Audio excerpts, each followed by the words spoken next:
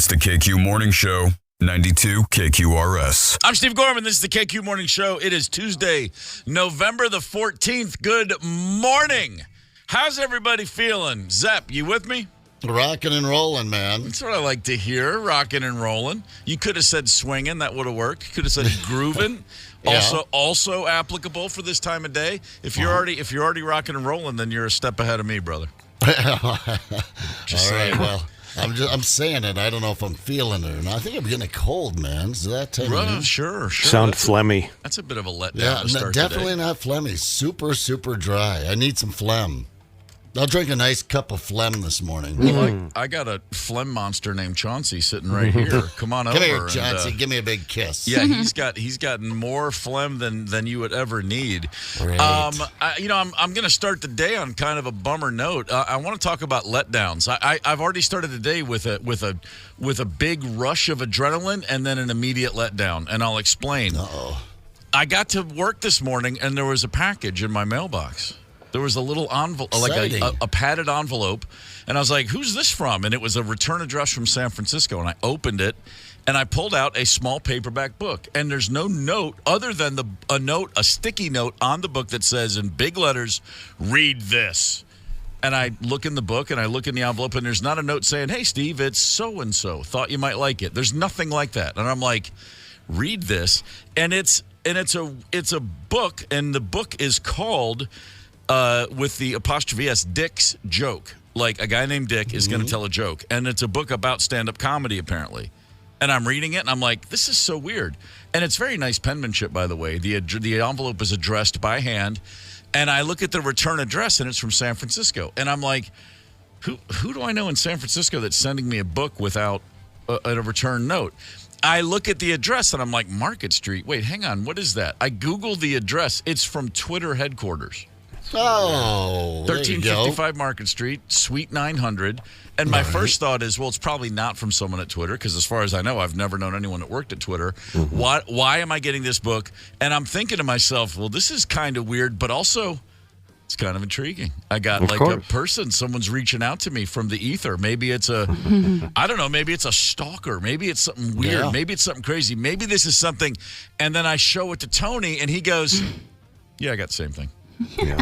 And then Candace goes to her mailbox. She's got the same thing. And I'm like, oh, come on. You're so vain, Steve. This was supposed to be my crazy story, not our crazy story. It's a publicity stunt. Who's going to actually read it? Who's going to, would you, Well, I have to. It says read this on it. You got the same read this note too? Yeah. Damn it. It doesn't say give it to Steve. Are you sure? I really wanted this to be about me. This would have been way more hard to decide if it was like a food item and it said eat this. Like, I would have to eat it. Oh God, please don't tell me that. Don't do that. Don't eat food that comes in the mail. I would I would eat it. I tell you what, call me first. Just let me talk you off that ledge if that ever happens. So it was kind of a letdown, and then which is funny because that's literally what the last 10 minutes of our morning were, is all realizing like, wait, well, this is weird. It's no big deal at all. It's just somebody thinking, hey, I'll send my new book to a ton of people in radio, and maybe one of them will read it. So it's like, oh, I was hoping for some real malfeasance and hijinks. But a lot of things in life are like that. You go into it, you get this immediate rush of, oh my God, this is going to be amazing. And then it's not. And lo and behold, as if on cue, Michigan State University scientists, researchers there just released a study. Are you ready for this? I don't think you're going to like what I'm about to say. Pets do not make owners any happier. What? Pet owners are no happier than people who don't have pets. During the pandemic, researchers talked to hundreds and hundreds of people separate times to gauge how they were coping, and pet owners were talking about the help that companionship and affection from their animals gives them, but then there was also the downsides, things like the cost, worrying about your pet's health, how when we're all working from home, they become a nuisance, et cetera, et cetera. And the long story short is, it's a wash. If you think having a pet's going to bring you happiness, it also brings you a whole lot of nonsense. High expectations. High expectations, diminished returns, let down, dark clouds, state of depression. Thanks, Chauncey. Thanks a lot. Case in point, this little bundle of love, this This 79-pound, I have to say that because I don't think he's supposed to be over that for the building we live in. This little guy right here, full of snot, full of phlegm. I already offered his phlegm to you this morning, Zepp. I mean, he's just a snot machine. Oh, yeah. He's a snot machine who doesn't like to listen very often to much of anything other than, who's a good boy. But beyond that, like, hey, Chauncey, come here, forget it. Good luck. He comes to me. You're just not as cool as Is that what it me. is? It's aggravating. I thought he was going to be my, actually, he is my best buddy. I love him. It's okay. But with all of his health concerns, I mean, he's cost us a fortune. Make no mistake about it. Yeah. I had a dog once named Mort. I had to break up with a dog. Talk about let down by a pet. What happened with Mort? He was just literally too dumb to be owned. It just didn't work. I found him dirty on the street. Took him into an apartment. This is 1987 when me at that age I had no business having a pet, truth be told. But I found this dog. No one claimed him. No one wanted him. Put up flyers, did the thing. He was gray and black, and I gave him a bath, and it turned out he was white and black. And I was like, holy crap, that's the dirtiest dog I've ever seen. My roommate was furious that I used our bathtub to do that because then the bathtub never got clean again. Mort did not get hit by a car. Mort hit a car. He literally ran into a moving vehicle, and that was the last straw. After literally, and who knows what his life had been. Poor little fella, never had a chance. But at one point I was like, and I remember saying, I got to break up with my dog. I've never had to break up with a pet before. It was heartbreaking. I had the excitement, and then there was the inevitable letdown. This is how this is the story of life sometimes. Relationships in general, I think. Oh my God, you go in with such high hopes, don't you? Mm-hmm. Yeah. And I mean, most of them are absolute failures. Every once in a while, you stick with it long enough, you either settle or, I guess people find a soulmate. I think that's a bunch of baloney, but.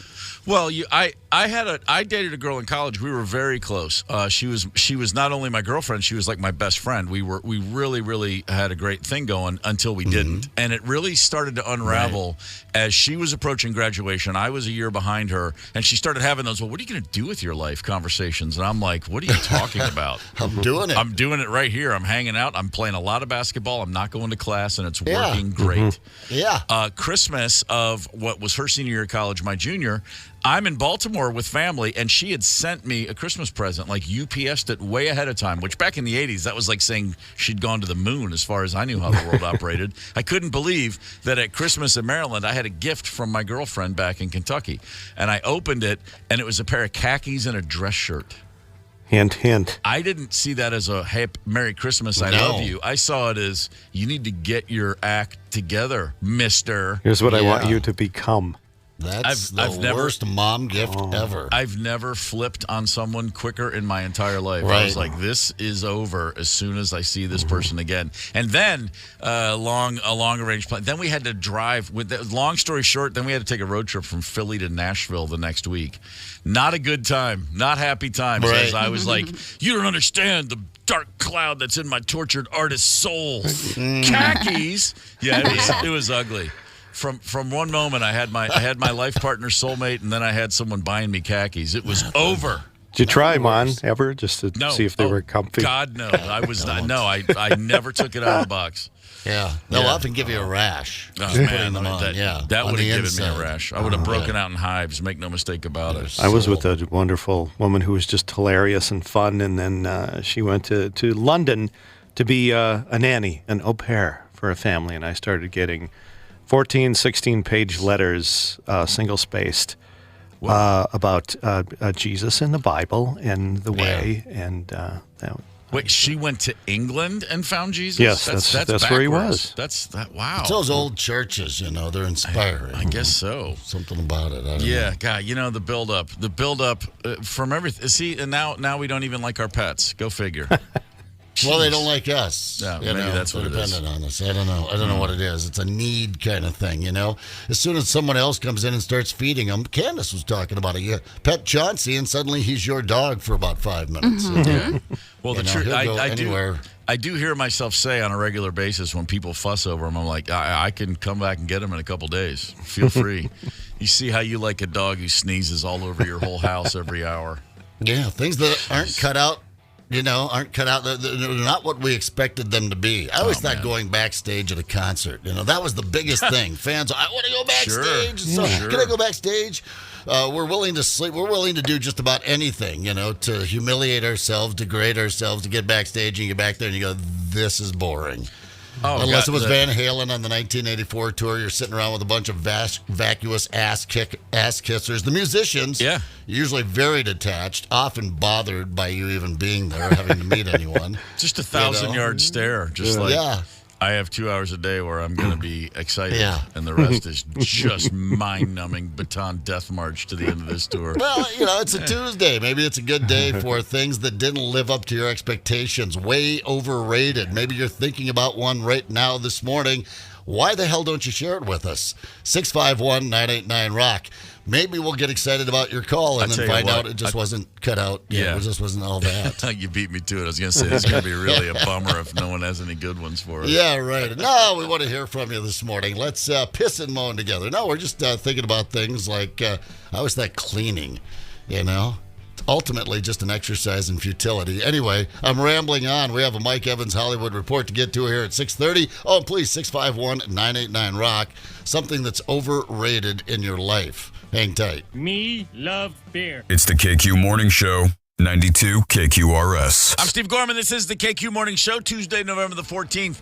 You can listen more than just on your radio. You can stream 92 KQRS on your phone from anywhere. Download and listen on the 92 KQRS app. Just search 92 KQRS in the app stores. It is time to go west, young man. And it's the Mike Evans Hollywood Report. Good morning, Michael. Hey, good morning. Good morning, guys. This report brought to you by Marcus Theaters. Always proud to announce the Value Tuesday. It's Tuesday, $6 for any movie and 20% off all concessions. Check it out. Hey, so it's the Minnesota Vikings and the Denver Broncos have got to be the two biggest surprise teams of football this season so far. What do you think? Well, the Broncos turnaround is pretty astonishing. It actually, I think, is more impressive, if that's possible, than the Vikings turnaround. This is a team that gave up 70 points to Miami. That's right. And now they're on a bit of a tear. Yeah, it's going to be a rumble up in the Mile High City for sure. Oh, exciting. Some love nuggets. Taylor Swift says what she loves and finds so irresistible about Travis Kelce is he's down to earth, he's sweet, he's always happy, he's very kind, he's funny, and my penis? He's a man's man, yeah. Yeah, he's a man's man. Travis is 6'5", checks in at 245 pounds. Her former boyfriends include Joe Alwyn, barely 6 foot, Maddie Healy, 5'9". Yeah. Joe Jonas, 5'8". Right. Yeah, and what is she? She's 5'10" or 5'11". Good man. Yeah, she's 5'10", weighs 124 pounds.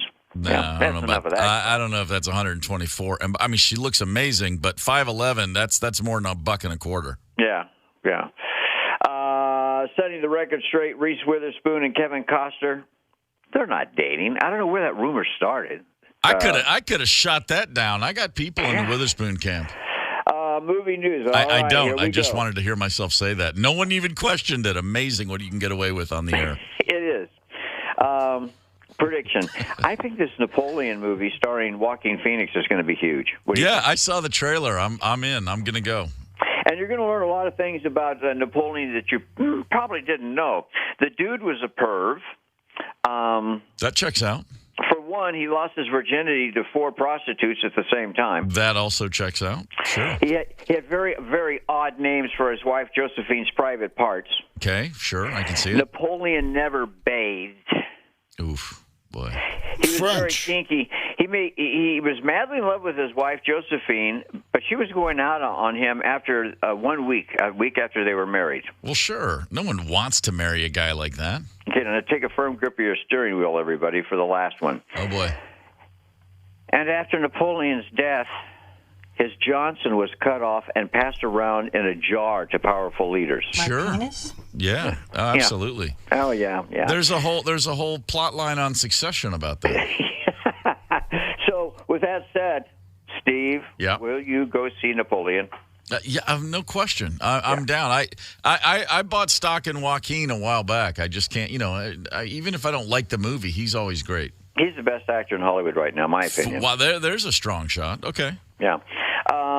and this is a sidebar, has nothing to do with the movie, but just sort of caught my attention. The release date is November 22nd. Exactly JFK Day. 60 years to the day John F. Kennedy was assassinated. Man, I got a story about the 25th anniversary that involves me, free drinks, and a whole lot of vomit. But that's for another day, Mike. Ooh, I want to hear that. That's another day. TV news still. The Michael J. Fox documentary I told you about a few weeks ago has won the Critics' Choice Awards for documentaries. Another reason to check it out, it is streaming. Check it out. Okay. Odds and Ends, Britney Spears' book is still selling. Still no comment from Justin Timberlake, who she took some shots at. And now Britney is threatening to write a song about Justin, and Justin's threatening to write a song about Britney.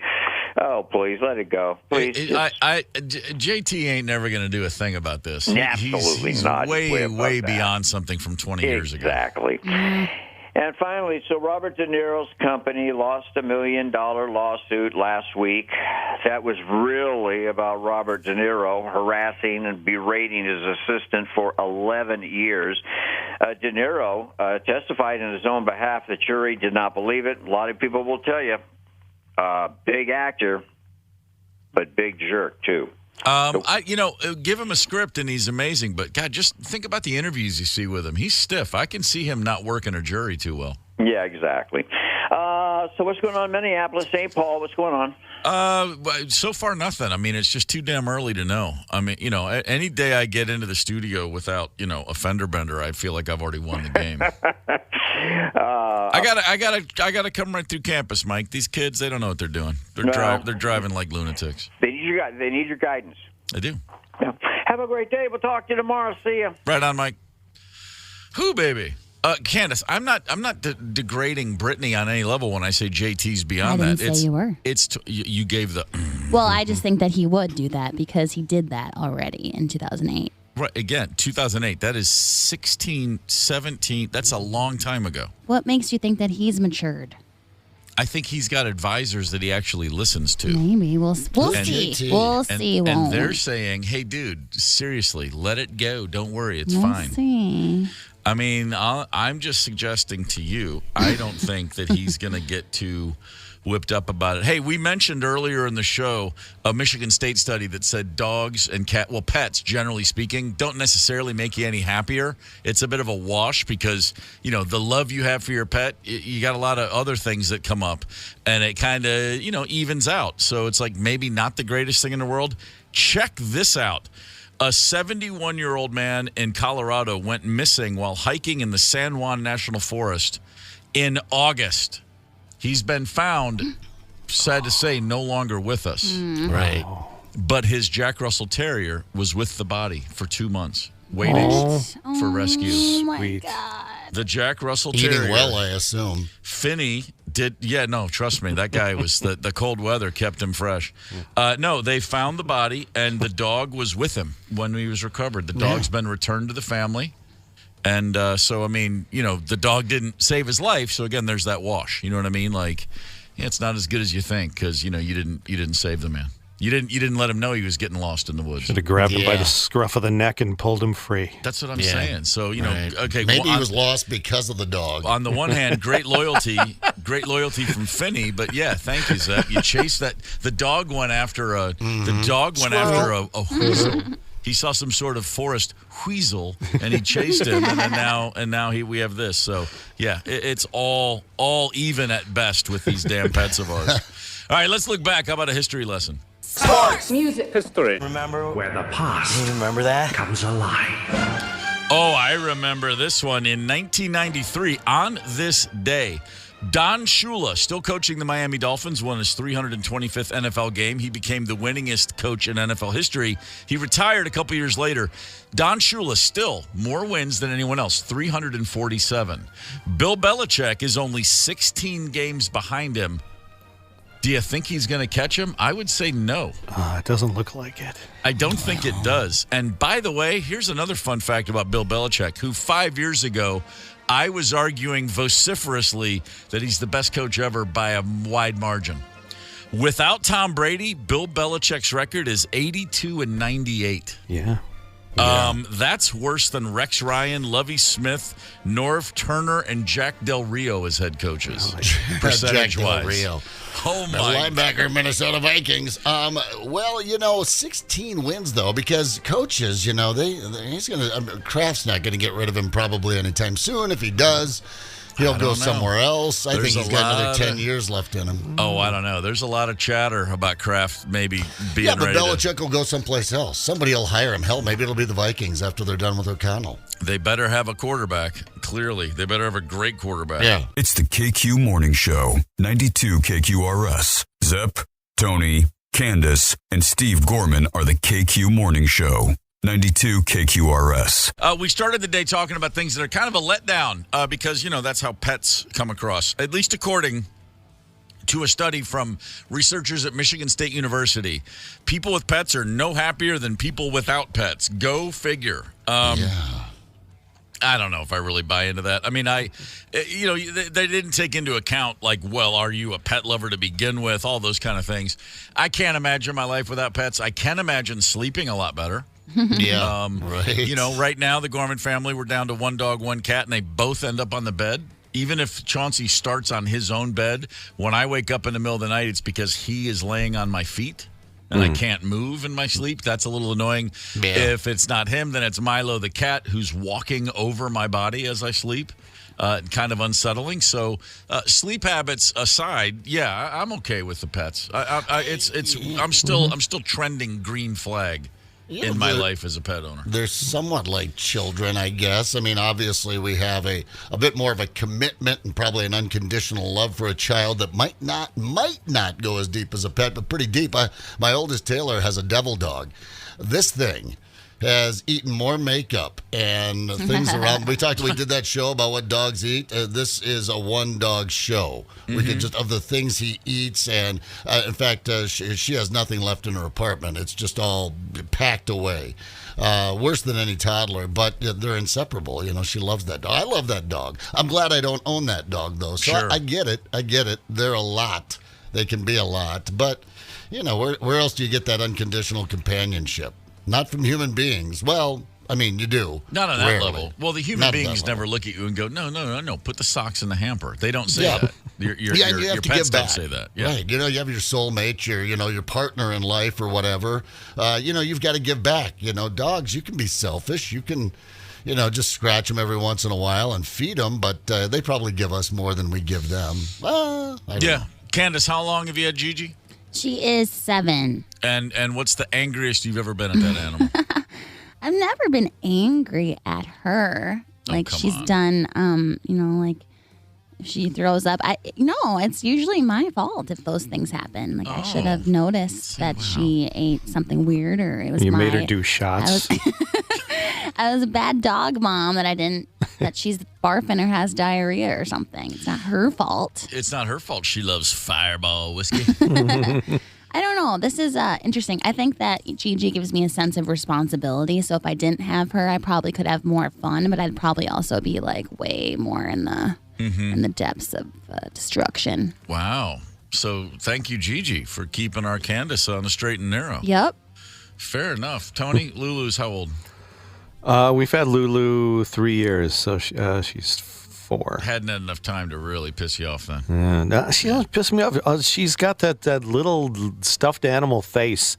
She gives you a look, and I just melt. Although she ate a Frisbee one time that almost cost us thousands of dollars, but luckily it came out. Oh, really? Yeah, she ate a Frisbee, but then we were worried about completely the pieces and shards. Yeah. Now she chewed it up, ripped it to pieces. No, that's good of her. She at least had the good sense to destroy that family toy with great alacrity and do as many pieces as possible. A lot of things happen with animals in our life when we look back on. I think we'd all be remiss if we didn't just take a moment and celebrate. This is the 53rd anniversary of one of the great human wild animal interactions. Yes. You may be unaware of the fact that in Oregon, a place called Florence Beach, on this day in 1970, 53 years ago, a whale sadly had washed up on the beach. and it lost its life. It washed up on the beach. Nobody could figure out how to get it back in the water. We still don't. I still don't think scientists really understand why whales will beach themselves. This was a large whale on a beach, not the kind of beach where people go out and get suntans necessarily. It's the Northwest Oregon. It's rugged and beautiful, but it's not like, you're sitting there with your umbrella and the kids are making sandcastles. It's a rugged beach area. Right. And there's a whale, giant whale on the beach that is no longer with us. And somebody got the brilliant idea, well, we don't have the ability to put this thing out to sea. It's dead. Maybe what we should do is, just put some dynamite out there and blow it up. Hell yeah. That's literally what they did. Yeah, that was the plan, to get rid of a sperm whale that was washed up on the beach. The idea was that they would use so much dynamite that it would literally disintegrate. They would blow it up into just a big, bloody, blubbery mist, and then it would just, harmlessly fall back to Earth, not in massive chunks of blubber that could say, crush a car, right? Break someone's spine. Here's a little bit of that news report from 1980. Well, I'm confident that it'll work. The only thing is we're not sure just exactly how much explosives it'll take to disintegrate this thing, so the scavengers, seagulls and crabs and whatnot can clean it up.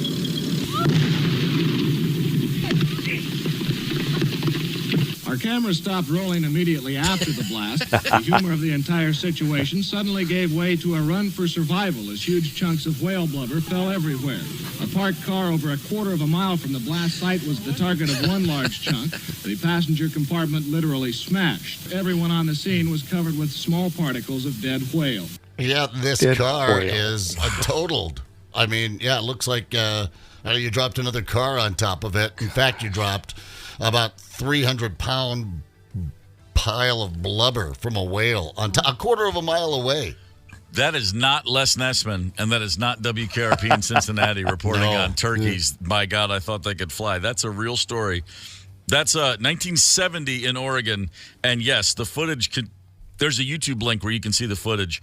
But the lesson was learned. Always do what you can to avoid a 300-pound chunk of flying whale blubber, to be sure. The humanity. I think 80, you're right. 1970, a long time ago. I love the idea of them taking a time. First of all, who in Florence Beach, Oregon has TNT laying around? Mm-hmm. But they said they set the blasting caps. They were like, well, it'll blow it towards the water. No, it's not. It's just it blew it up and out in every direction. If you've never seen that link, it's truly, truly astonishing. Yeah. A quick find on YouTube of Oregon town blows up whale carcass will bring up that story. So they get together every year and celebrate this. Sure they do. Exploding Whale Day. When it blew up, that was a smell beyond all description. We said, what do you want us to do? Well, they're going to dispose of this whale at the coast. We want you to go down and cover. I said, really? And they said, they're going to use dynamite. I said, okay, we're going. Mostly what we focus on is bringing the community in, education, and talking about history a little bit. This is a very historical event. We want to make sure that the whale is remembered. Oh, shut up. That's the difference between like Portland, Maine and Portland, Oregon. In Portland, Maine, they're like, well, we get together twice a year and we talk about Paul Revere retired in this neighborhood after he had alerted the crowds to the British. And in Portland, Oregon, it's like, well, we blew up a whale out here one time, and we want to just get the people together. Good Lord. What history. It's a great time to get together and celebrate history. Man, that's like a Simpsons episode come to life right there. Yeah, that's fantastic. I love it. It turned out quite the way they wanted it to. No, it didn't. But that's life, is it not? How many times have you been in a situation where the reality just did not live up to expectations? Tony, you said we had a text from a listener. Oh, yeah. Well, this hit home. Barry in Ohio just said, I thought going to a radio station would be cooler. Went in. What a dump. Thanks, KQ. Yeah, that's right. I've had so many friends that, hey, we want to, in fact, a really young man, he's listening this morning, Karsten, hey, I want to come into the radio station and check it out. No, you don't. No, because you have a image in your mind of what almost world-famous KQRS studios must look like. Sure. Just keep that image in your mind. Keep that alive. A combination between the set of the Today Show and MTV's Times Square studios, and then maybe like Big Ben in the background. You just picture all the great news sets of the world. It's going to be amazing. I first had that experience in 79. My dad ran a radio station for a few years. He was the general manager of a little station in Hopkinsville, Kentucky. Yeah. And I can remember very sincerely, like, you're gonna run K100? Oh, that's crazy, man. Oh my gosh. Wow. And walking into the building, and it was in an old bank building, so from the outside it looked really cool. Mm-hmm. And walking into the studio, and there was a guy talking on the mic, and I looked in there, and it was like, but where's the staff, and where are all the assistants, and where's the flashing lights, and where's all the good stuff? I mean, it was exactly what you needed, did the job, but in my mind it was going to be like getting into the lunar landing module or something. Like, this is going to be otherworldly. And I was like, that's it? You hit one button and start talking? That's it? Yeah, it freaked me out. Yeah. Oh, yeah. I think, was it Z100? I'm forgetting the legendary radio station in New York City. Sort of it would be Scott Shannon used to be the DJ there back in the 1970s and 80s, 90s. I had a chance to go visit the world famous Z100, number one rated radio station in New York City. The largest market, not the biggest radio market, but the largest market in the United States. I can't wait to see this. Like you said, I thought I'd be some, cross between a space shuttle and an MTV set. Yeah. I walked in. It looked like a cleaning closet. There was just overflowing with crap. There were wires everywhere. Mm-hmm. I think they had a blow-up doll in there that was kind of cool. But we have that around here, don't we, Tony? Well, but it was very underwhelming. I thought, this is it. It just has to sound like it, right? It's like when someone tried to institute a dress code one time at a radio station. Look professional, sound professional. Well, A, we don't want to sound professional, and B, no, I can sound like I have a tie on without actually having a tie on. I remember they had that documentary on Z100, and it looked like someone's rec room. Just a messy basement. Yeah, it looked like Mom would come in and just throw a fit. You'd be grounded. The first time I played on a TV show, the Black Crowes went on Letterman. And in fact, I didn't even play because in 1990, they wouldn't let the whole band play. It was just singer and guitar players. And then the rhythm section, they used the Letterman house band. There was a few years there on the NBC show where, so my singer and two guitar players played with Paul Schaefer and the band. Mm-hmm. And I remember, I was truly just nothing but relieved because I was so nervous about being on Letterman. That was like my guy in college. Yeah. But walking into that studio, and it's the stuff everyone's always said, you can't believe how small it is. Like, from where Paul Schaefer is to David Letterman it's like 5 feet. And you're like, this looks huge on TV. Everything's right on top of each other.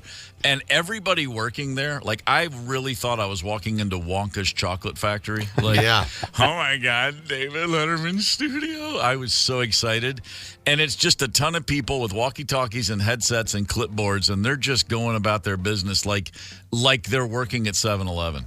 Yeah. It's like, is the band ready? Is the Slurpee machine turned on? I mean, it was just the exact same thing.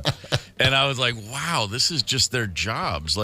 No one feels, and they're all professionals. They're all doing it. But I mean, I just thought there was literally going to be some fairy dust floating around the room or something. Yeah. Nothing could have been. It was beyond my ability to actually even process how not that it was. I thought it'd be bustling with energy too. I was in the audience for the Tonight Show with Jay Leno some years ago, cool. And it was small. Yeah, and there were just some office cubicles around, and people just walking around the office. It just. Depressing. You could hear the buzz of the fluorescent lights. Sure. It wasn't the glamour that you would expect. No, not at all. Nothing of the sort. But boy, it looks good on TV. And you just imagine those guys are all best friends.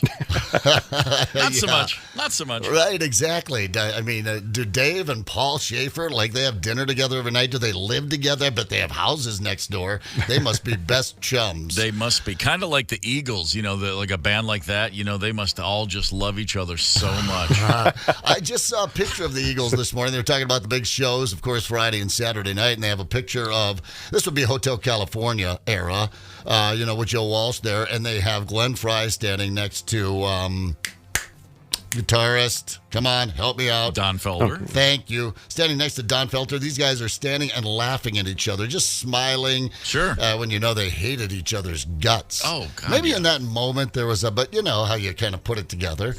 Like us here on the morning show, the four of us have actually never met each other. No. We just come in and we go to... I remember the first radio show. It was a big radio show in Minneapolis, and I just started working this radio station. I'm like, I love these guys. And it turns out none of them ever talked. It wasn't KQRS, and I won't say who. No one talked to each other, and they all sat in separate studios. In fact, one of them was on a different floor downstairs, didn't even come in the same door, and I went, aren't they best friends? Only when the mics come on. When the mics go off, they've been working together so long, they hate each other's guts. So. Yeah, when I was a kid, I thought every band was just like the Monkees. They must live together. They hang out together. I've only known one band. I've only known one band, even on a local level. My dear friends in a band called Uncle Green, they all lived in the same house, and 3 of the 4 of them worked at the same Burger King, and they were in a band together. Oh, my gosh. All for 10 years. Wow. And they just... an experience like nothing else I've ever seen. It's the KQ Morning Show, 92 KQRS. It's the KQ Morning Show, 92 KQRS. Zep, Tony, Candace, and Steve Gorman are the KQ Morning Show, 92 KQRS. Tuesday, November the 14th. Good morning. In a few weeks, Wednesday, November the 29th at the Target Center here in Minneapolis, AEW Dynamite Rampage Night at the Target Center. A giant situation involving a cage match or two, I believe. I mean, who knows? Actually, that's probably not true now that I look at this. Joining us in the studio right now, Chris Statlander, the TBS title holder. I was just watching you put a whooping on Willow Nightingale before you came in. Nice. And now you, Chris, title holder and belt owner, and now Chauncey Gorman's best friend. You got the dog. He won't leave you alone. That's totally fine. I am so obsessed with dogs. See, that's nice. You come in here, you walk around, you just whip ass for a living. You're a stunt woman, you're a wrestler, and then the dogs come right up to you like, okay, you're cool. Yeah, I'm one with the animals always. One with the animals. That's outstanding. Okay, so you got a big event, as I said, Wednesday, November 29th here at the Target Center. How many days a year are you on the road with AEW? Let's see. How many days are in the year? That would be 365. So probably about 300. Really? I don't know, but it's a lot. You guys you really don't take. There's not like a season. It just kind of goes forever. Correct. Yeah. Every single week. And you've been at this full time for how long now? Ever since I came back from injury at the end of May. Okay. Yes. But I mean, when did your career start? How many years? 2019. Okay. Yes. So still, you know, you've done very well, but it's still relatively new. Yeah, it's always a huge adjustment to this kind of constant travel lifestyle. Right. Sure. And also you are a stunt woman as well. So I guess that preceded the wrestling career. Yes, and it wasn't. It was a much more short-lived career than people realize. I didn't really get a chance to branch out in stunts as much as I wanted to before wrestling kind of took over. Right. So I didn't really get to do as much as I would have liked to, but that doesn't mean that I can't do things now still. Sure. So hopefully some cool things will pop up. Every kid I grew up with, I mean myself included, I have 5 brothers. There's a time in your life when everybody thinks like, I want to be a stuntman. I want to do that. I want to be the guy who gets all the fun. And then you fall off the couch and you dislocate your jaw like I did. And you go, okay, never mind. I don't want to do that. So you clearly didn't get that memo. You just went right for it. No. And believe it or not, stunts are actually way safer than wrestling is. So I just turned pain into more pain. Right. Hey, man, you know what? Add water and the flowers grow a little taller. Yeah. Hey, Chris, were you at that All-In at the Wembley Stadium back in August? I was not. You were not? That was like 70,000 people at that thing? What's the biggest crowd you've wrestled in front of? Oh, I don't know. Just some arena, a Normo Dome somewhere. Probably. It was probably one of our pay-per-views that we've had. I'm not good at naming names of arenas, but I would say I probably did about maybe 10,000, I think. which is still a great crowd. That's a lot. That's a lot of people. It's not easy to get 10,000 people to leave home for anything. I know. People love it here, though. I was there last year at Target Center, and it was really, really fun. Yeah, I always say if people are first-time fans or they're newer fans, or you just want people to experience it with you, coming to a live show is so much more an experience and so much more fun than watching it on TV. So I always encourage everybody to at least check out one live show in their lives. And we have one coming up here on November 29th here in Minneapolis. So bring your friends. Yeah, it's super fun. And I love how AEW is involved with our local community of wrestlers here. Last time I was there, they had a bunch of our local wrestlers come up and do some stuff too. So that was really cool. Yes, yeah. I always try my best to participate in as much of the local community outreach stuff that they offer. It's always a very rewarding experience to do that. Chris Statlander is in studio with us. The Target Center, Wednesday, November 29th, AEW night. So tell me how this works. How many bouts will there be that night at this event? Like how many events? Just countless number of fights. I mean, or matches, I should say. I have no idea. Ballpark it. I mean, maybe are we talking about 10? Yeah, I'd say 10 to 12 because sometimes they do unaired matches before the show. Right.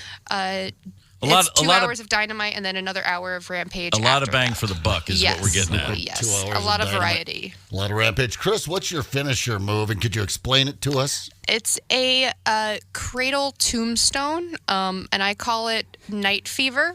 But it also depends on what day of the week that I do it. So if I do it on Dynamite, it's a Wednesday Night Fever. If I do it on Rampage, it's a Friday Night Fever. Okay. Collision Saturday Night Fever. I like it. So, can you demonstrate it on Steve for us? No, because I'm not wearing protective knee pads right now, and I've got bad knees. Oh, boy. Okay. So, I did see a photo on Not your worried Instagram about page. Steve, just her own. No, I'm an afterthought here. Yeah, Go exactly. ahead. It's about me. I have a pay-per-view match this weekend. I did see a photo on your Instagram page. You laid up leg in a brace from a while back. Yes. Is that the most significant injury you've suffered? I mean, I know enough to know that wrestlers get hurt all the time because you guys are throwing your bodies around like a bunch of maniacs. Yes. Yeah. I'd say so. In 2020, I tore my left ACL, and then in 2022, I tore my right ACL. So I just came back from my second ACL tear at the end of May this year. So I've had to go through that process twice now. In training or in a match were those injuries? Both of them were in matches. Oh, man. And you have to finish? Or was it the kind of thing where you couldn't? Like, was it so bad you were like, this is done? Fortunately, we were basically done. Okay. The match is about done. Oh, gotcha. When both of them happened. Oh, so man. I was very lucky that I didn't have to call off a match or stop it. But yeah, it's not ideal. No, it's not ideal. But so tell me, pardon my ignorance, the difference between Dynamite and Rampage. You said when you have a move, if it's Dynamite, it's one thing. If it's Rampage, it's the other. Both are going to be happening the 29th. What is Dynamite and what is Rampage? So Dynamite is live on Wednesdays, and then we tape Rampage afterwards usually. I see. Okay. But Rampage doesn't air until Friday. Okay, so that's why Rampage would be Friday Night Fever. Gotcha. That makes perfect sense. November the 29th at the Target Center. Tickets are available. So at what point? So you grew up where? In New York, right? Correct. And did you grow up a wrestling fan, or did you come to it late? I came to it after I started training because I was brought in as a valet because of my stunt training by some friends, and the only wrestling I ever watched was what I was watching ringside, and I was like, I think I could do that. So I found a school and I started training, and they were like, you should probably watch actual wrestling if you want to do this. And I was like, oh, all right, makes sense. Yeah, right, that does. So you and I also see. So explain this to me.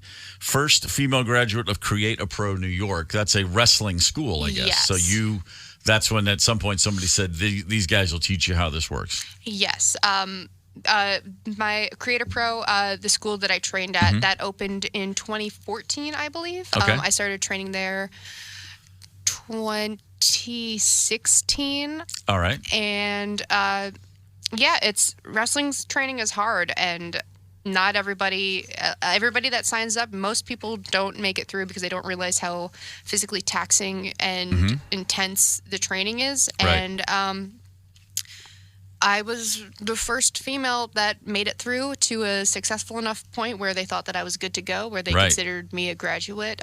Usually it's about 2 years. Wow. And I was the first ever female to be an official graduate. So I hold that with pride. You should. Chris Statlander is in studio with us. That is a pretty strong belt you're lugging around there, lady. The TBS champion belt. Yes, it's very heavy. It looks to be very heavy. And you have held on to that belt for a while now. Yes. May 28th is the day that I won it. And very now nice. It is, I don't know what today is anymore. And now you go from the hunter to the hunted. Everyone's got your name on their bulletin board now. I'm aware. Yeah. I know. I was watching a match at the break with you versus Ruby Soho. Is there going to be a rematch? I hope so. Yeah. I love to throw Ruby around. It was a pretty badass match. I was watching it at the break. I was really getting into it. And then we came out of the break. I was like, damn, I don't want to stop watching it. How much interaction do you have with the other wrestlers, like out of the ring, away from events? Do you guys, I mean, I'm not assuming you are literal blood enemies, but are friends on any level? I like to think so. But, you know, we all have to fight each other at some point. So you can't really trust anybody too much. I got it. So growing up, so you weren't watching wrestling as a kid, but I have to assume you were an athlete. You were playing sports and different things? Yes, I was a gymnast from the age of 6 to 17. Oh, well then you know all about pain. Yes, yeah. Yeah. The child gymnasts that I know are the toughest people I know. Yeah, I was never as good as people think that I was. But if you did it that long. Yeah, I also I joined my high school's varsity team when I was in 7th grade because we didn't have a middle school team. So we just tried out for varsity. So I did varsity gymnastics from 7th grade to senior year, as well as just my outside club gymnastics. So, yes, I've lived for pain my whole life. Yes, you certainly have. You still got the walkovers and the handsprings and the cartwheels and all that stuff? I think so. Yeah, I imagine you probably do. I'm sure you can do more pull-ups than the rest of us combined. I've never seen anything like. My daughter got into gymnastics. She started way late, which means she was like 8. Yeah. You know what I mean? And it was like within a couple of years, they were like, "Okay, no, you're really good at this, and we love your passion, but you're 5 years behind everybody else here." Yeah. Yeah. Even when I started at like 6 years old, that was a little bit late at the start, which is very frustrating to think that that's such a late start. It's a little bit nuts. The event at the Target Center is November 29th. AEW, Chris Statlander's in studio. And you'll be back in town for them. Between now and then, you've got a lot of stops, I imagine. Yes. I'm flying right to LA later this evening. We've got Dynamite, we've got Rampage, we've got Collision, and then we've got Full Gear, the pay-per-view this Saturday, all in LA. So we got a whole jam-packed week ahead of us. Yeah, you do. Yes. Yeah, right on. Where are you going to be for the holidays? Back home in New York, or are you on the road? Thanksgiving and end of year holidays. You don't even know. I have no idea. You get somebody who tells you where to go, and you get up and go. Yes, I'll be wherever the wind takes me. Beautiful. You were a gymnast as a kid. Anything else? Did you play music? Did you want to act? I mean, what else was going on there? I wanted to act. I had such bad stage fright, though, which is wild to think. Yeah. I was also in chorus, so I sang a little bit, and I played the viola as well. So I did a lot. Yeah. I didn't realize how much I did as a child, but I did a lot apparently. And I would try an audition for musicals, but I got too nervous to like sing alone or just talk on a stage in front of other people. Yeah. So I had such bad stage fright that I could never like fulfill my musical dreams, and I love musicals, so it was very unfortunate. But look at me now. But physically, you look at me now. You have no problem whipping people around and pinning them and jumping off the ropes. Yeah, it's a physical manifestation of the song in your heart. Yes, I guess so. Yeah, I just got over it one day, and then I was anybody else in the wrestling world that you know of have a history with the viola? Or is it just you? I mean, I was not expecting that. I don't know. You could probably put a band together. I mean, because I would just imagine there's an awful lot of performance and a lot of other talents for the people that decide to go into this, because this is also, it's all those things. It's performance, it's athleticism, it's a lot of, hey, look at me, which, again, you couldn't do it maybe as a singer, but you certainly are doing great as a wrestler. Well, thank you. I really appreciate that. But, yeah, I'm sure everyone's got secret hidden talents. Just bring it on in the ring with you next time. Okay. I don't even know what Smash a viola somebody is. over the head with it. Is it a violin? There could be a line of Statlander violas. A little bit bigger. That thing, you break that right. Oh, yeah. Beats a you folding can knock chair. someone out with that. I know. Okay. I also had a weird thing where I would play the recorder with my nose a lot for fun. That's not weird. I think the recorder is more me. How about after pinning someone, you play taps, standing over them with the recorder, little funeral dirge, but the viola would be a nice classical touch. It's a signature. I haven't practiced my viola in so long. We won't know the difference. We'll be so impressed, like, oh my God, that's beautiful. All right, well, you'll see it eventually. All right. That's exciting. Chris Statlander, it is a pleasure to have you in studio. Wednesday, November 29th, Target Center, AEW, All Elite, Dynamite, and Rampage happening the 29th. Get your tickets. Chris, thanks for coming by. Thank you so much for having me. Yeah, it's fun. All right. We got to move on, Zep. Yeah. We got an interview coming up here at 8:30. We're going to speak with Stephen Tobolowsky. Not ringing a bell? How about this? Phil Connors, I thought that was you. Hi, how you doing? Thanks for watching. Hey. Now, don't you tell me you don't remember me, because I sure as heck fire remember you. Not a chance. Ned Ryerson! That's right. Ned Ryerson is going to join us at 8:30. Stephen Tobolowsky has a new unique comedy film to talk about. Hang tight. It's the KQ Morning Show, 92 KQRS. I'm Steve Gorman. This is the KQ Morning Show for Tuesday, November the 14th. In a few moments, we're going to be joined by Stephen Tobolowsky, a great actor who you've seen in a whole lot of things. He's got a new film that's going to be released, live action and 3D animation. It's actually already on demand digitally November 7th, and I believe he's already on the horn with us right now. Stephen, good morning, sir. Hey, good morning. Good morning to you. It's a pleasure to speak with you. You are and have long been one of those actors that everybody knows, and everybody goes, oh, that guy was in the, and then they go down the list. Was the plan to be character actor? Did you have leading man aspirations? How do you look back and make sense of where you've ended up with so many iconic roles? I got to tell you, it happened one day in graduate school. And you know, when you're a kid and you play baseball, they usually have the best player be the pitcher. Mm-hmm. When you're in graduate school or college, they usually have one of the best actors in the group play the old men. Mm-hmm. So I was the old man, and I was spraying my hair every day with streaks and tips gray stuff. And then at the end of the run, at the end of the 2-week run in graduate school, my hair fell out. By the handful. It was like I drove through a cloud of plutonium. It was like horrifying, and that's when I made the decision to become a character actor. I had no other choice. So I drove out to California and just said, here I am, the newly bald Stephen Tobolowsky, ready for the world. And the world was ready for you, clearly. I lucked out. You know,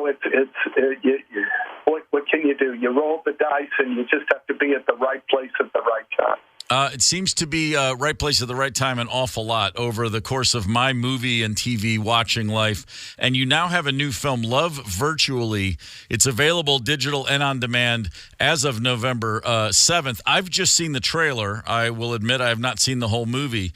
But it says this explores the comedic experience of finding true love in a virtual reality world. It looks absolutely kind of crazy from the trailer. It is absolutely kind of crazy. Now, when we shot it, we didn't know about the metaverse. We knew it was going to be in the movie and was going to have to be animated, 3D, and all that kind of stuff.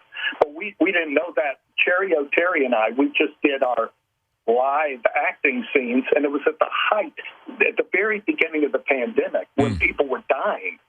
And so we were all terrified. the crew was like wearing spacesuits, and we were all in masks and gloves and booties, and we were working at some house in the San Fernando Valley. And so Cherry and I, we had the best time working together, a lot of fun doing our live scenes. And then it took them 2 years to do all the animation. I just saw it. And the movie is very funny and very disturbing in a real way, partly because I'm kind of an old fogey, and I've kind of seen what the internet has done to us all. You know, we thought it was going to be this tool of connection, and in a way it's become this tool of isolation. You dip into it and you go too far into it, and kind of what happens in this movie is that different people are falling in love with other people and trying to pursue relationships, both good relationships and bad relationships, and they think they can do it on the internet because no one will know about what's happening, and they'll be able to do it. So you end up in all of these comic situations. But like I say, as a certifiable old fogey, I saw the truth in the movie about how dangerous the internet could be, and it kind of removes the human factor from those little things called love. But the movie itself is delightful, it's funny, and I think it's true. I think it's true. Right. Stephen Tobolowsky's with us on the KQ Morning Show. As a guy who's played several very iconic characters, and now with the new film Love Virtually, do you have a process that you go through when you read a script? Are you thinking about director, the writer, how it moves you? Are you thinking about, I got nothing else next month? Or is every project sort of a different thing? Like, what's the algorithm inside your that leads you to think, I think I want to get involved with this one? I think you really hit on a lot of profound things there. But one of the first things I go to is it's always good to say yes in this business, because you never know where yes will take you. But no becomes catchy. And when you're an actor and you start saying no to a lot of projects, you just say no to everything and you vanish. Right. So this project, I had worked with the director before, Ellie Stamen, so that was a factor. I had worked with Ellie before, and he was terrific. You know, he was, like I always say, the sharpest knife in the drawer. He's so smart and so together. And so I thought, well, I could trust this project because he's involved with it. And otherwise, when I read a script like Groundhog Day, I read a script like that, and I go like, this is one of the best scripts I've ever read. As a comedy or as anything, just the arc of the script and talking about true love, like in Groundhog Day. Love is a great subject for a movie. Sure. And so that's another thing that I do the thermometer to, like, is this movie about love, and is it about love the way it really exists? And so I think Love Virtually, for all the weirdness of the title and the weirdness of the movie, it's about true love. And whenever you could do a movie about true love, it's worth doing. Yeah, that's a fantastic North Star, to be sure. You mentioned Groundhog Day. There's no way, and I'm sure reading the script, we take it for granted because we've all had it in our lives for so long, but first time reading that script cold, I can imagine that being kind of mind-blowing, but there's no way you could have imagined that two words, Phil Connors, could become so iconic and such a part of your, you thankfully have had amazing roles since, but boy, suddenly you were Ned Ryerson to everybody. It's so amazing. You know, when we began shooting that street scene the first day of the shoot. Wow. 6:30 in the morning, and they had an AD, an assistant director, on his knees in the street because I had to come up and hit the same stone on the street, turned exactly the same way, and go, oh, Phil, because it has to be the same greeting every time. Right, and right. That was his job. His job was to point, Stephen, you stepped on the stone, step and turn. That man, who was the AD on his knee, Jim Kesselwise, turned out to be one of the producers on Silicon Valley. Wow. And so if there is this tree of life when it comes to people in this business, and you meet them at all stages of their careers, which is fantastic. Mm-hmm. And it's a huge family of people who do this crazy thing of kind of creating dreams for people to watch and absorb as their own experience. Movies are a crazy thing. Yeah, it's pretty amazing. Stephen Tobolowsky's with us on the KQ Morning Show. Love Virtually is available digitally on demand. You mentioned that you look at people throughout different parts of their career. Early in Christopher Nolan's career, you, of course, played Sammy Jenkins in Memento, which is as iconic by the way, here's a new guy on the scene movie as any I can think of for Christopher Nolan, and we all know what he has become. Did you sense it then on shooting Memento? Were you aware that, okay, this is one of those guys, this kid's different? Do you know anything about movie scripts? Do you know how the format of a movie script? Mm-hmm. It's typically 120 pages. Right. Because the format is written to where each page is a minute. Yep. So I get the script of Memento. It's like over 300 pages long. And I'm thinking like, this is going to be the worst script ever. And so I'm upstairs reading Memento, and I'm cursing.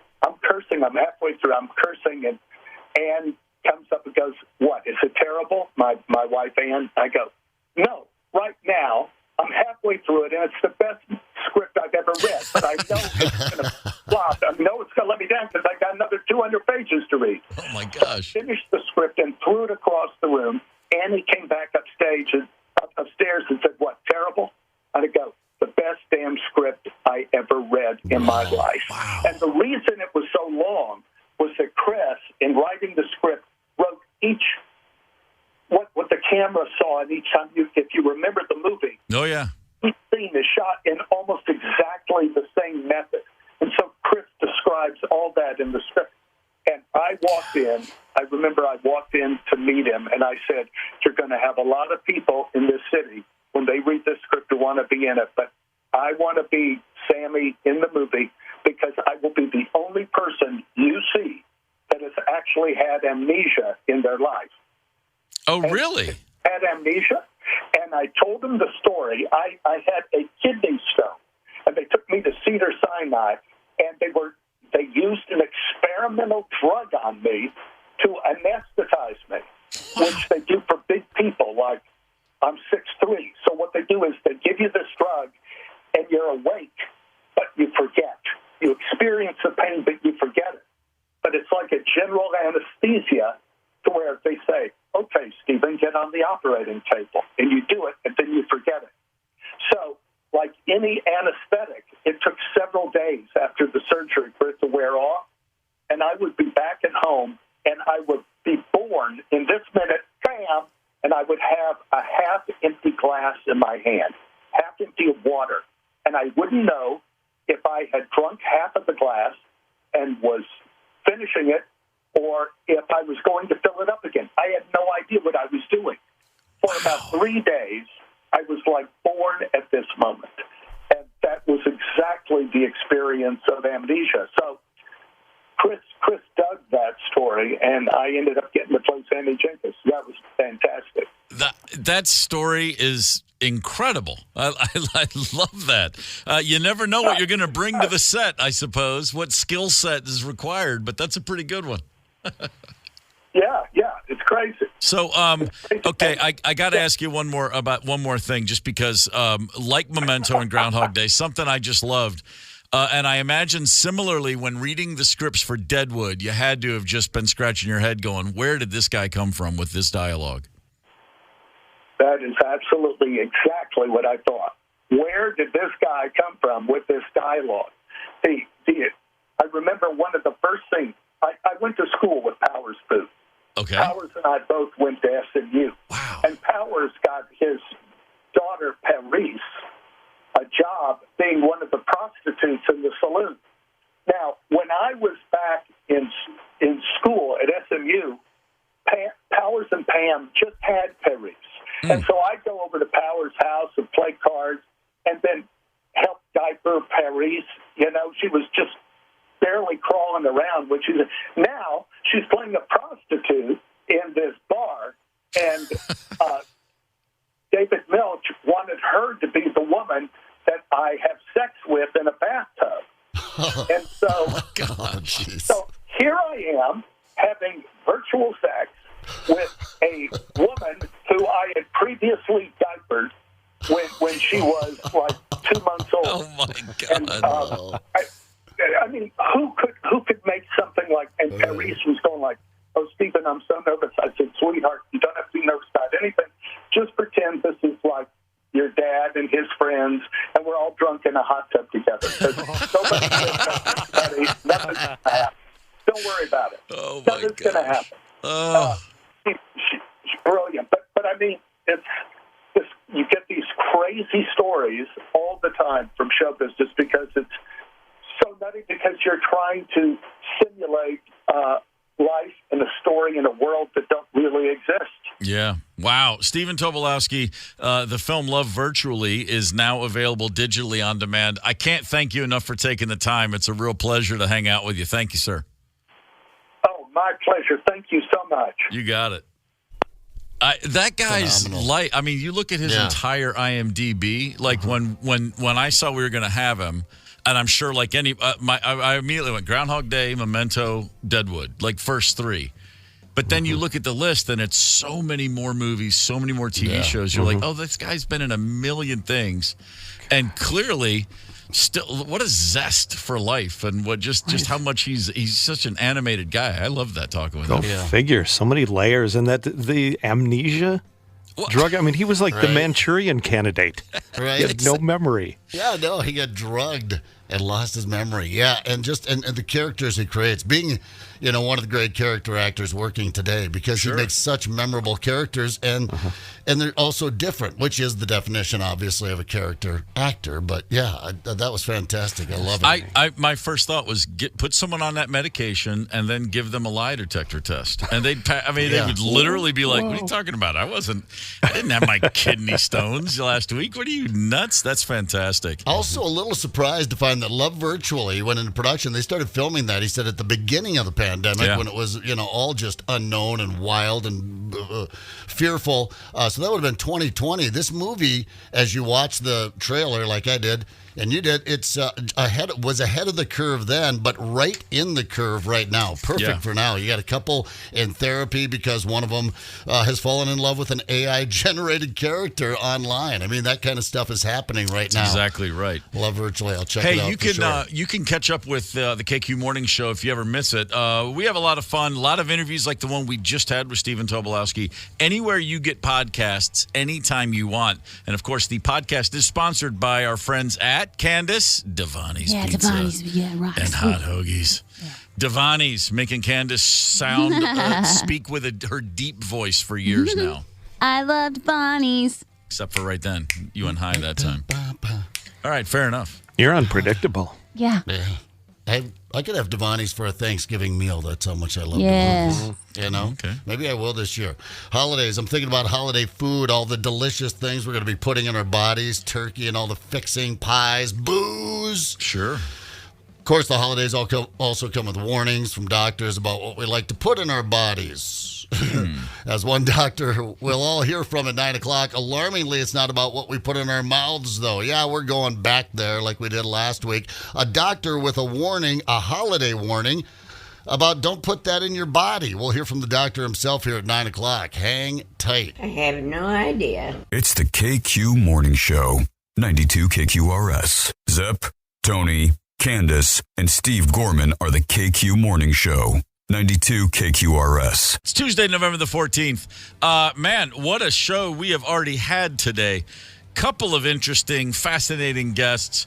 A lot of great music. That was Heart, of course, with Crazy on You. I spoke to Ann Wilson yesterday.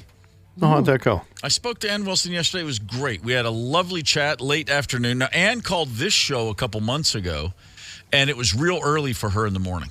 Don't know if you remember. She said, yeah, sorry, I really haven't even woken up yet. We were like, hey, no problem. For Steve Gorman Rocks, my syndicated show at night, we had a great chat yesterday. The new record Ann Wilson put out is really nice. There's a song, the first single from that record. It's called "This Is Now." It's fantastic, and it's a lyric about you can look back on the past, but you got to stay present. This is now. Yeah. And Ann told me yesterday, Heart looks like they're going to play a few shows over the holidays, New Year's Eve-ish, and then possibly hitting the road next year. Wow, now they were estranged for a long time. Been for quite a while. There was some backstage malfeasance that led to the Wilson sisters' estrangement. Nancy's boys and Ann's husband ran afoul of each other, that's been quite the rift for a while. But apparently, looking forward to maybe getting back together and doing something as Heart. But let me tell you something: the new Ann Wilson record, my God, that woman can sing. Yeah. I mean, still, just it sounds like 1977 when she opens her mouth. Incredible.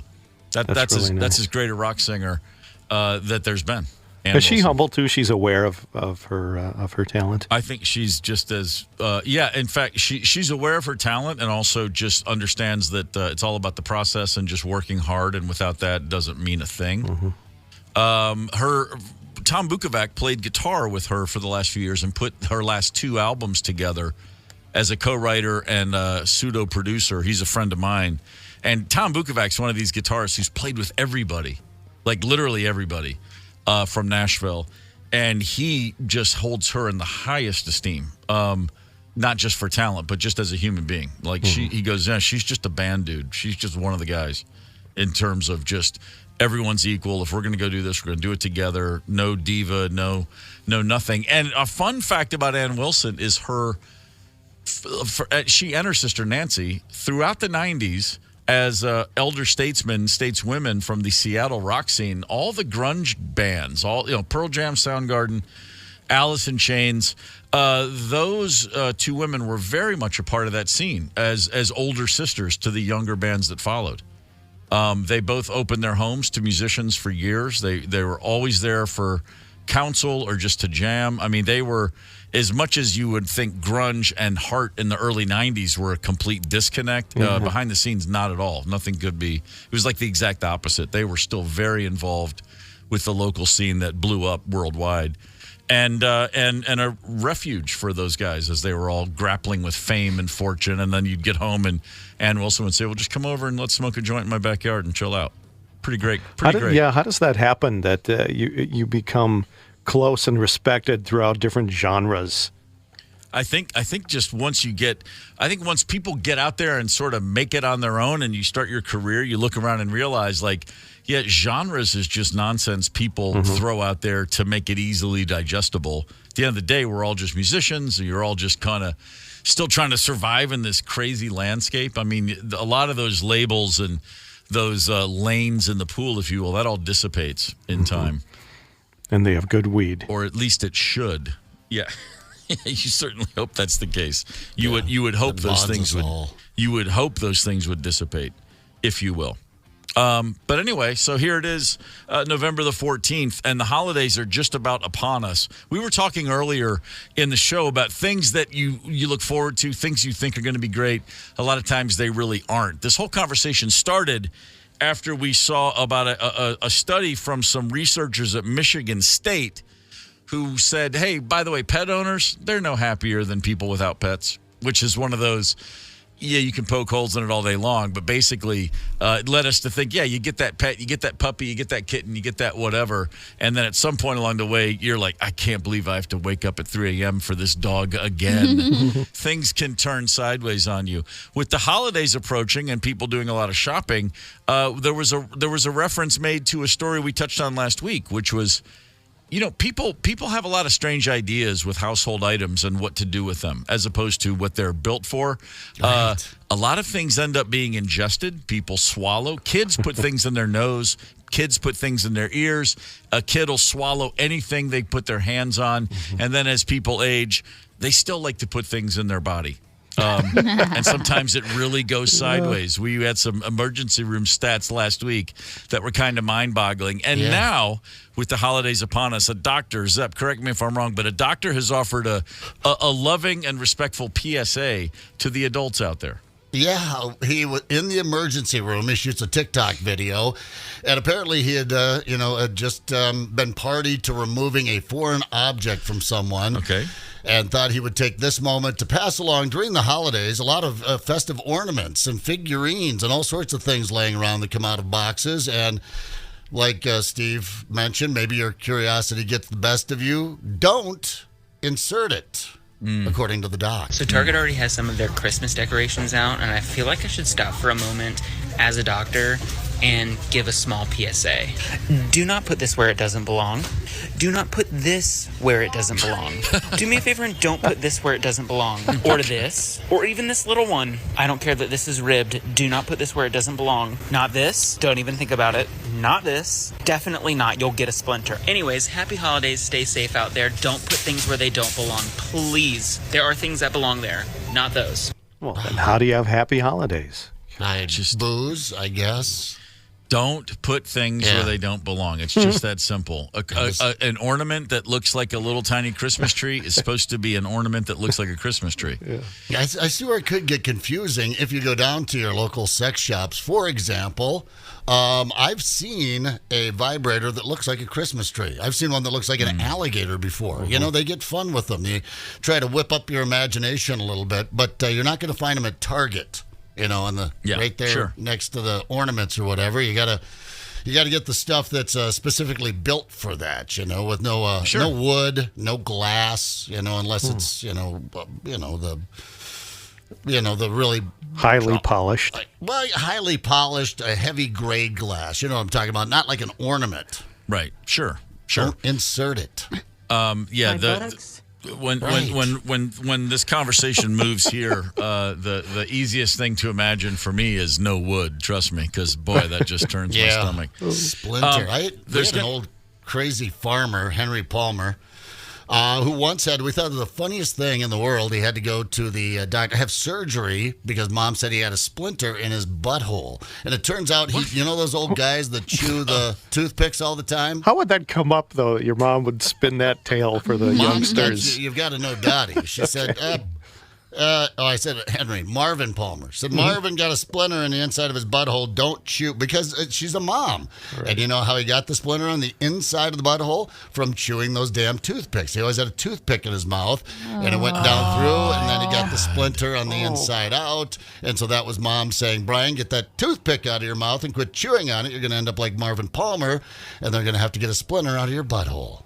Wow, Marvin Palmer. Haven't chewed on a wooden toothpick since. Marvin Palmer becomes that scare story for your parents for everything. Suddenly it's like, now remember, you have to lock the doors. You know what happened to Marvin Palmer. It's just that name just applies to everything. He was that guy. He was the guy that would just standing there right in front of you, just blow his nose like a Chauncey nose full, right into his hand, and just wipe it on his pants. That was Marvin Palmer. That's him. Wear your seatbelt. You don't want to be another Marvin Palmer. It just sounds like a perfect name to use for everything you try to scare a kid with. Right.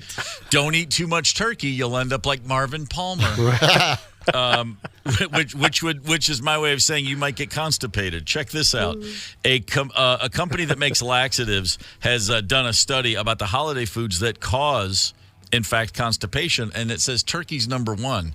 What about turkey would be constipating? I think it's the things that you would go around the turkey to me.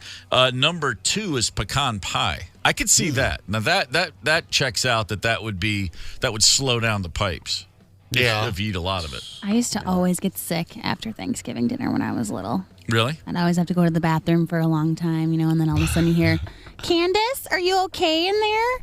That was always a situation. And I was hoping you'd say, and then one day I realized that X was placed in the turkey. There was nothing nefarious going on. It was just you and your little system. Nope, I'm just sensitive. You're just sensitive? Yeah. Okay, I get that. The pecan pie, I can speak to too much pecan pie being problematic, but not because of Thanksgiving, but because of a competition I found myself in with one of my closest friends in the world, Grant Schaus, he of the famous Schaus brothers of Hopkinsville, Kentucky. There's a burger joint that's been in Hopkinsville since 1929. It's the only culinary recommendation I could offer for my hometown in Kentucky. It's called Farrell's, and they make a great little cheeseburger. and they've been making them forever. And when I moved to town, they were like literally 39 cents, and they're a couple bucks now. But Farrell's, it has 8 stools at a little bar. It's tiny. It's a hole-in-the-wall joint. They also serve pecan pie. And this is how it goes in a small town when you're like, say, I don't know, in the summer and during high school. I don't know how it got from A to Z, but at some point I was discussing how I love Farrell's cheeseburgers, and Grant said, I love their pecan pie. Next thing you know, I am betting him I can eat more cheeseburgers than he can eat slices of pecan pie. And next thing you know, several people are laying odds and money on this. Wagering begins. Great. And we pick a day, and the two of us go sit down, and I order a cheeseburger, and he orders a slice of pie, and we just go to it. And on the 6th cheeseburger that I finished, he left a little piece of that pie. He couldn't get the 6th piece of pie down because I said it's too sweet, it's too thick, it's going to make you sick. I won the bet, and then I won the after bet, which was watching him deal with what I might as well have poured cement down his esophagus. Yes. He was with the stomach ache of all stomach aches, and then backed up for days. I mean, it wrecked him to eat just short of a full pecan pie. But you won. Oh, but I won. Yeah, God of course. damn. No, I loved it. Yeah. And those my burgers just passed right through like another Tuesday. No big deal. They warn against the pecan pie challenge this time of the year. You've got, what is that filling? It's sugar and what? Glue? I love it. I love me a pecan pie. A big piece. It's actually Elmer's paste, not the glue. Right. It's the paste that came in the bigger tub. That's what that is. They'll look those ingredients up sometime. Well, that's why they make light beer. That's why that goes with the holidays so well. It keeps you regular. Right. It's the KQ Morning Show, 92 KQRS. I'm Steve Gorman. This is the KQ Morning Show, Tuesday, November the 14th. This Sunday night, the Minnesota Vikings, they of the 5-game winning streak, will be in Denver playing the Broncos. And we talked about this yesterday with Robert Smith, and then we said, we get to see the Broncos tonight, meaning last night. Let's scout out the next competition for the Vikings. The Broncos started off the season as bad a football team as you've ever seen, and they have slowly but surely, kind of like the Vikings, they've righted the ship, if you will. And last night they went into Buffalo and somehow beat the Bills. Now, the Bills are floundering right now, make no mistake about it. But they had a late drive and were able to pull a rabbit out of the hat thanks to the Bills just being the Keystone Cops out there. The Buffalo Bills on the final defensive stand, you could have cued the Benny Hill music, and it would have made perfect sense. I mean, Russell Wilson, he's smart, but he's not the Russell Wilson of 2017 or 18 with Seattle. Mm-hmm. He can still sling it, though. He's playing much better, though. He can sling it. He has lost a step. But, yes, he's way better than the Russell Wilson in Denver last season, and he's far better than the Russell Wilson that we saw the first few weeks of this season. But right now, that Vikings defense, more solid with every passing week. And I'm not calling my shot like the Vikings are going to go in there and get a win, but it's definitely a winnable game, even on the road. Absolutely winnable as the Vikings look for 6 in a row. Yeah, absolutely. I mean, I think the Broncos have the kind of defense that are going to challenge the Vikings, certainly, but we're going to see the progression of Josh Dobbs here now on the road, playing in Mile High, in that kind of environment and being at that kind of elevation and the weather, that he hasn't played in this season in Arizona necessarily, and certainly not at U.S. Bank Stadium. So, I mean, I like this next leap. This is a great challenge for the Vikings. Yeah, no, it really is. We're gonna learn a lot about the team this Sunday night. And by the way, everyone will be watching. These are 2 teams that are national stories. The turnaround in season for both are really compelling for very different reasons, but very compelling. And of course, the Vikings with Dobbs, something everybody's got their eye on. College football note really quickly.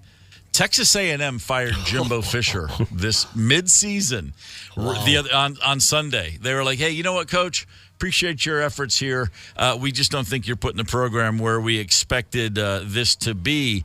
This is the same guy who has $77.6 million left on his guaranteed contract. Yeah. Texas A&M is going to pay him $77.6 million not to coach. Goodbye, see ya. I'd love to be ya. That's that Texas A&M, of course. Their boosters are oil money, black gold, Texas tea. Yeah. And they're going to have to go out and spend a crap load to get their next, of guaranteed money, to get their next college coach, of course. But I think the biggest payout on a college season before this, I'm trying to remember who it was. Might have been Tupperville at Auburn.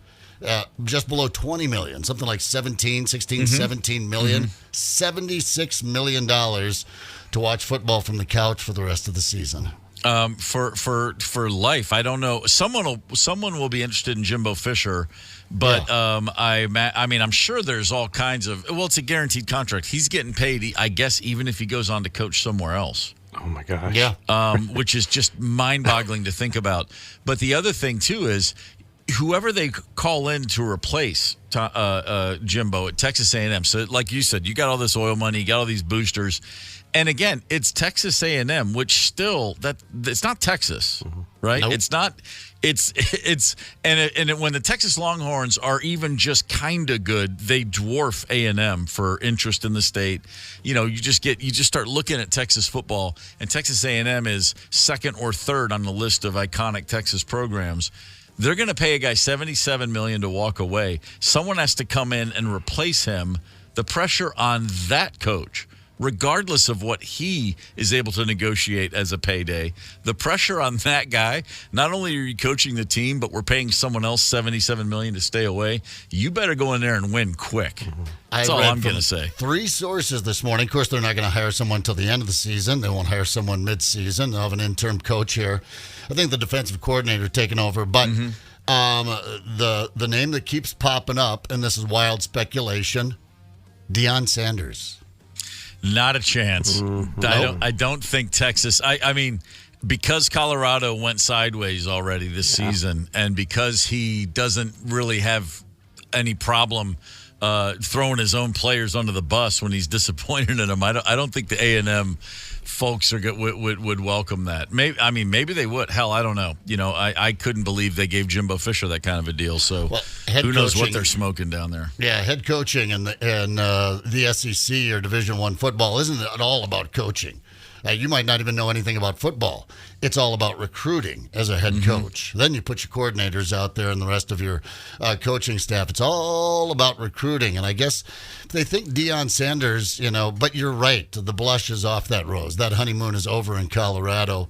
But yeah, interesting. They're going to get because they're going to have to go out and get that sort of name, like a Jimbo Fisher, someone that comes with a pedigree that can start recruiting. Otherwise, they're going to have to get an unknown in there that's got to start winning to build a program. Like you said, they're not patient enough. These are oil people. They want it now. Yeah, that's very true. And we'll all be watching a lot of college football over the next couple of weeks as the season comes to an end. The Big Ten championship.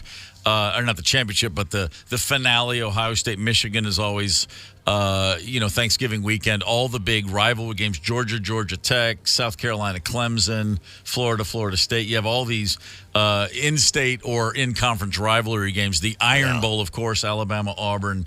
It makes for a lot of good football watching. And of course, we're all going to go do that with our family because it's Thanksgiving. And so now 55 million people will be traveling on the roads for Thanksgiving holiday this year. That, according to AAA, 55 million jumping in their cars to drive home for the holidays. Whew, baby. Yeah. Leave early and be careful. Yeah. That would be my advice. Right. Give yourself plenty of trip. No sense in being in a hurry. The food will still be there when you get there. Yeah, and it will be. And guess what? It's not going to be that good because you know what? I mean, seriously, what's left to do with Thanksgiving dinner that you haven't already had? It might be good, but it won't be new and exciting. Have you become jaded on Thanksgiving? No, I just know. It's like, I mean, unless you're going to if somebody said, like, okay, we're going to do Thanksgiving, but it's all with an Indian flavor, I'd be like, okay, cool, let me try that. I love Indian food. If you could make that same stuff with it. I'm just saying, I do like it. I like it every year. The stuffing, the potatoes, the corn, the cranberry. I name it all, I eat it all. But when's the last time you were surprised? When's the last time you were like, oh my God, this is amazing? My cousin, who was just in Spain, who is hosting Thanksgiving this year, is going to give it a Spanish theme. I'll be there. I'm excited about that. Thank you. Me too. Is this Thanksgiving Day? And what's the address? Tis. The last day I want to be surprised is Thanksgiving. Save it for Christmas. Thanksgiving, I don't want any surprises. I want what I want. Right down the middle. Turkey. Yeah. Gravy. Stuffing. Potatoes. Yeah. Seconds. The Thirds. classics. Green bean casserole. It does check out. That does make perfect sense. I got a boy who might make me some crab legs. So how about that? Wow. Is he from Balmer? No, I don't really care about that kind of food. I just, like I said, it's always not made me feel so great. Well, you said that was when you were a kid. I didn't know that was still happening. It's still happening, Steve. Oh, I'm sorry, buddy. That's tough. Yeah, it's tough. Diarrhea. There it is. The turkey is usually fine. I do love mashed potatoes, but I don't need any of the stuffing or any of that weird stuff. I love when Candace speaks Norwegian. It's really, it's just, I don't know, there's just something really endearing and kind of hot about it. All right, let's look back. How about a history lesson? Sports, music, history. Remember where the past, remember that, comes alive. It is November the 14th. On this day in 1993, 30 years ago, Don Shula became the winningest coach in NFL history with his 325th game, surpassing George Halas of the Chicago Bears. I mean, Shula to Halas, that was decades between those coaching careers. And now, 30 years on, he is still the winningest coach. He retired in 95 at 347. The only active coach right now within striking range is Bill Belichick, unsurprisingly. He is 16 games away from tying 17 wins from taking over as the winningest coach in NFL history. I don't think that's going to happen with the Patriots. It's not going to. He might not win another game this year, and prospects for next year are not good. Now, if the Patriots part ways with Belichick and he goes somewhere else, yeah, maybe. But, I mean, I was as bullish on that happening as I could have been 3 years ago, and now you got to wonder. Andy Reid, interestingly enough, is sitting on 276 wins, so that's 24 plus 47. That's still pretty far off. But he does have a still young and in his prime Patrick Mahomes. Mm-hmm. I mean, you got to look at him as a minimum dozen games a year for as long as Andy Reid can continue to coach. He's in his mid-60s. I don't know. I would not bet against Andy Reid as long as Mahomes is healthy on getting that record. We'll have to see. The KQ Morning Show, 92 KQRS.